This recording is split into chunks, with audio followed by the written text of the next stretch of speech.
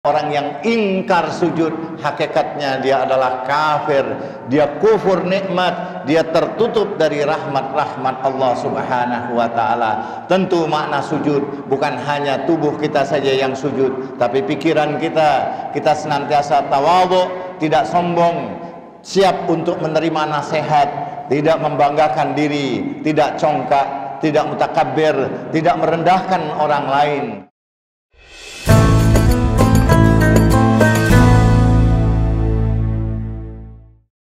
A'udzu billahi samil alim minasyaitonir rajim. Bismillahirrahmanirrahim. Alhamdulillah. Nahmaduhu wa nasta'inuhu wa nastaghfiruh. Wa nu'minu bihi wa natawakkalu 'alaihi. Wa na'udzu billahi min syururi anfusina wa min sayyiati a'malina. Man yahdihillahu fala mudilla lahu wa man yudlil fala hadiya lahu. Asyhadu an la ilaha illallah wahdahu la syarika lahu wa asyhadu anna sayyidana Muhammadan abduhu wa rasuluh. Allahumma salli ala nuril anwar wa sirril asrar wa tiryakil aryar wa miftah babil yasar Sayyidina Muhammadin al-Mukhtar wa alihi al-athhar wa ashabihi al-ahyar adada ni'amillahi wa ifdalih. A'udzu billahi samil alim minasyaitonir rajim. Bismillahirrahmanirrahim. Wa idh qulna lil malaikati isjudu li adama fasajadu illa iblis aba wastakbara wa kana minal kafirin. Sadaqallahul aliyyul azim. Ma'asyiral muslimin rahimakumullah. Ittaqullah haqqa tuqatih wa la tamutunna illa wa antum muslimun. Sadaqallahul aliyyul azim wa sadaqa rasulul karim nabiyul karim. Ma'asyiral muslimin rahimakumullah. Bulan Ramadan yang penuh dengan berkah sudah meninggalkan kita.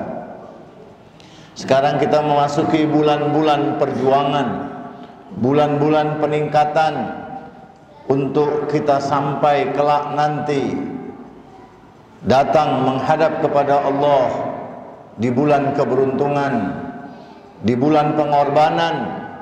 Setelah kita menjalani ibadah demi ibadah, puncaknya memang adalah Idul Akbar. Lebaran yang paling besar adalah pada saat kita mampu mengorbankan apa saja yang dimiliki oleh kita. Maka saat itulah kita bisa menjadikan diri kita menang di hadapan Allah Subhanahu wa ta'ala. Hakikat lebaran menurut manusia-manusia mulia, manusia-manusia suci adalah ketika kita di hari itu tidak lagi bermaksiat kepada Allah Subhanahu wa ta'ala. Jadi ketika kita menjalani lebaran di bulan Syawal, kita dituntut lagi untuk berpuasa 6 hari, 6 Syawal, atau 3 hari di pertengahan bulan Syawal. Man sama ayyamul bid ka saumid dahr, yang puasa 3 hari di hari-hari putih, tanggal 13, 14, 15, dia bagaikan puasa sepanjang abad, sepanjang tahun. Begitu juga keutamaan puasa 6 Syawal, 6 hari di bulan Syawal. Bulan Ramadan yang penuh dengan berkah meninggalkan kita, masuk bulan Syawal. Bulan Syawal bulan penuh dengan perjuangan, bulan penuh dengan pengorbanan. Bulan Syawal bulan peningkatan kita, bulan di mana kita dituntut untuk mempunyai jiwa yang besar, jiwa ihsan. Ihsan bukan saja menyembah Allah,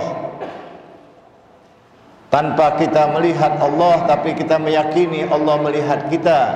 Anta'buda Rabb ka'annaka tarah fa illam takun tarah fa innahu yarak. Ada juga yang mengartikan ihsan, wa bil walidaini ihsan, ahsin ila man asa ilaik. Pada kedua orang tua kita harus berbuat ihsan. Ihsan artinya kita tidak boleh membalas apapun yang menurut kita bahwa orang tua kita menzalimi kita. Kita tetap harus berbuat baik kepada dia, walaupun ada perintah-perintahnya yang kadang-kadang melanggar syariat. Iya, kita tidak boleh ikuti, tapi kita jangan menunjukkan ketidaksukaan di hadapannya. Tetap aja kita harus berbuat baik kepadanya, karena ridho Allah ada pada ridho kedua orang tua.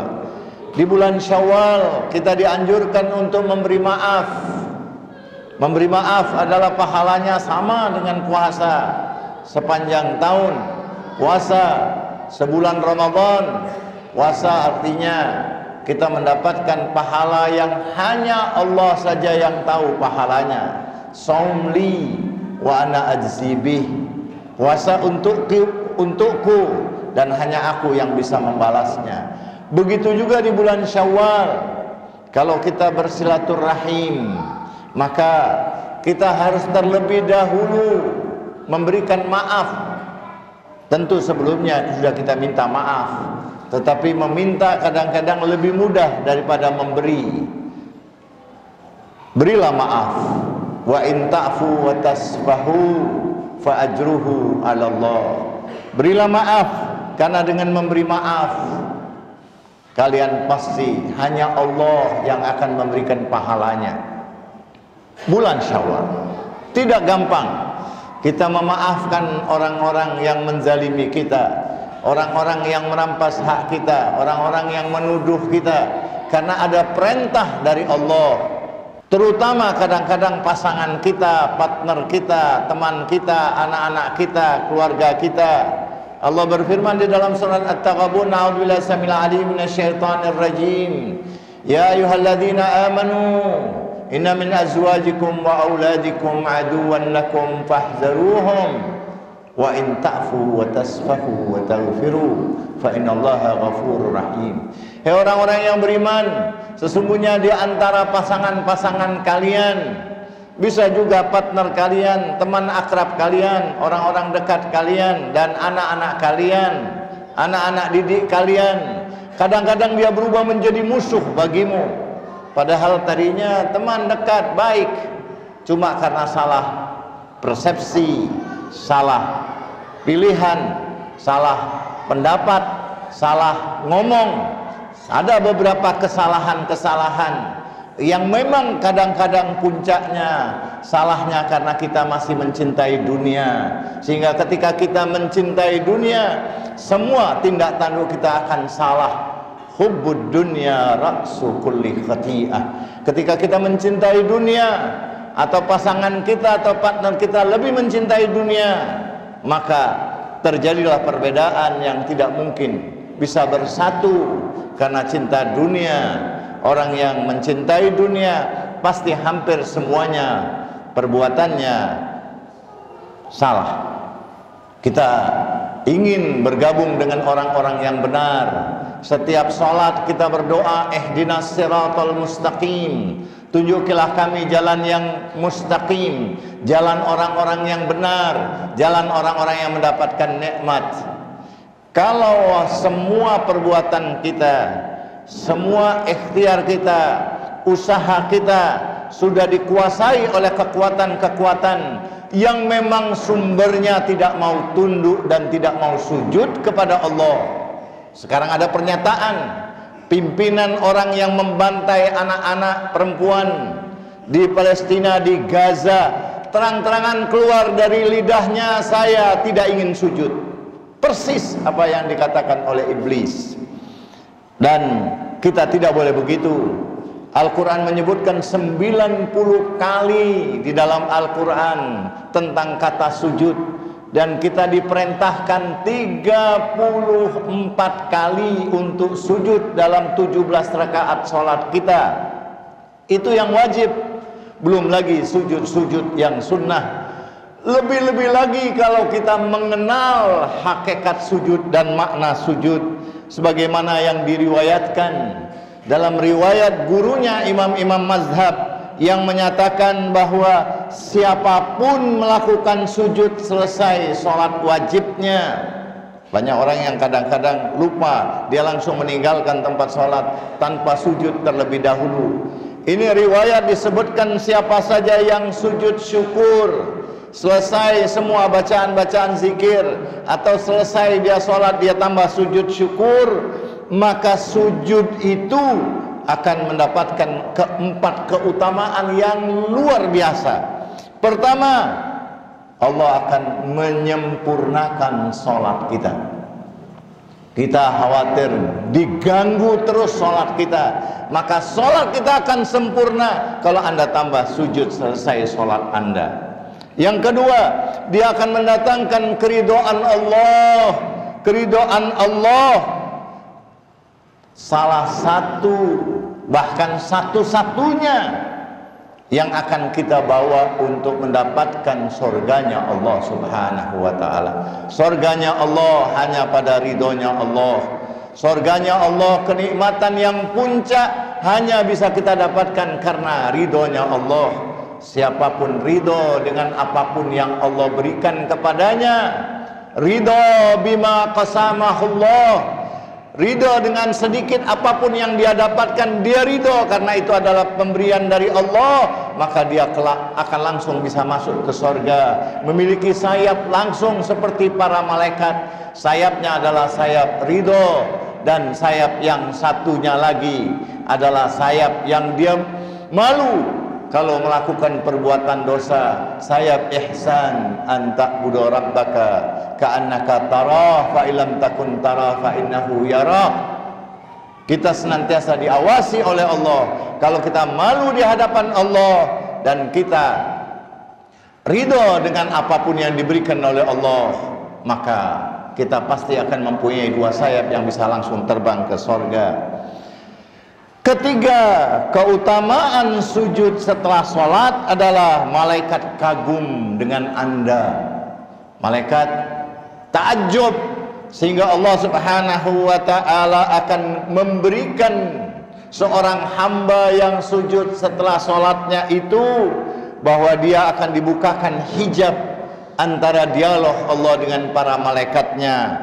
Inilah dialog yang begitu indah, begitu mulia, begitu dahsyat kemuliaan dan keutamaannya.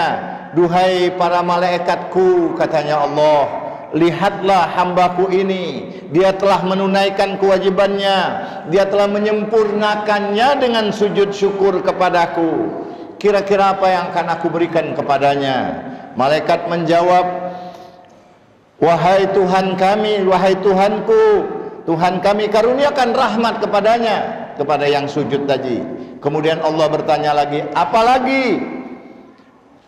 Kemudian Allah subhanahu wa ta'ala menanyakan kepada malaikat, apalagi? Malaikat menjawab, ya Allah, karuniakan surgamu untuknya. Allah menanyakan lagi, apalagi yang akan aku berikan kepada dia, wahai malaikatku? Malaikat menjawab, karuniakan kecukupan semua keperluan-keperluan hidupnya. Allah tanya kembali kepada para malaikat, apalagi?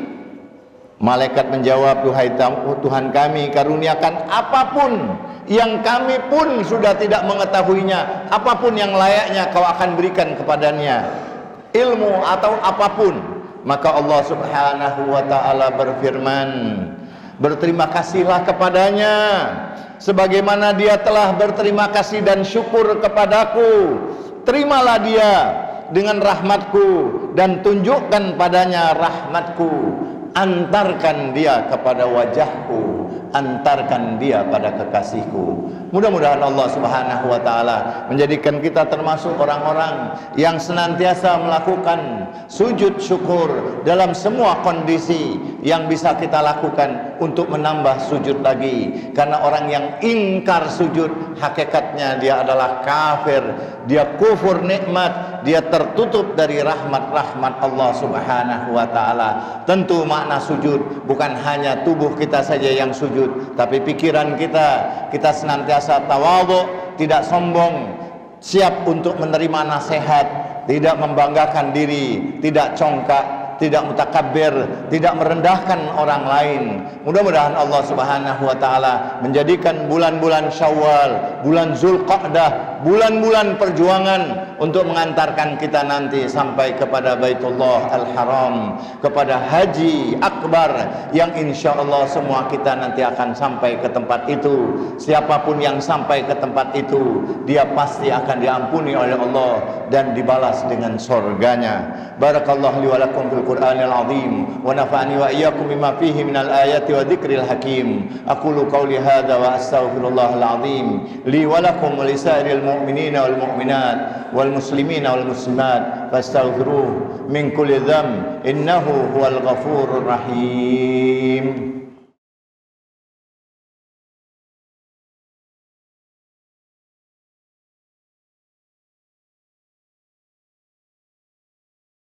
Alhamdulillah, nahmaduhu wa nasta'inuhu wa nastaghfiruh wa nu'minu bihi wa natawakkalu alayhi wa nashhadu an la ilaha illallah wahdahu la syarika lah wa anna sayyidana Muhammadan abduhu wa rasuluh salawatullah salamu alaihi wa alihi wa maghfiratuhu wa ridwanuh. Ibadallah,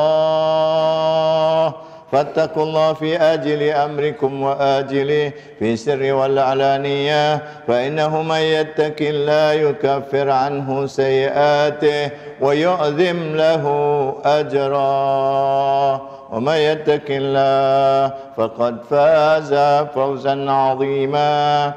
Allahumma salli ala sayyidina Muhammadin abdika rasulik wa nabiyyika salatan namiyatan zakiyatan tarfa'u biha darajatah wa tubainu biha wa fadla, wa salli ala Muhammad wa ali Muhammad wa barik ala Muhammad wa ali Muhammad. Ma sallaita barakta tarhamta ala Ibrahim wa ala ali sayyidina Ibrahim innaka Hamidum Majid. Allahumma adzib kafarata ahlal kitab الذين يصدون عن سبيلك ويجهدون آياتك ويكذبون رسولك.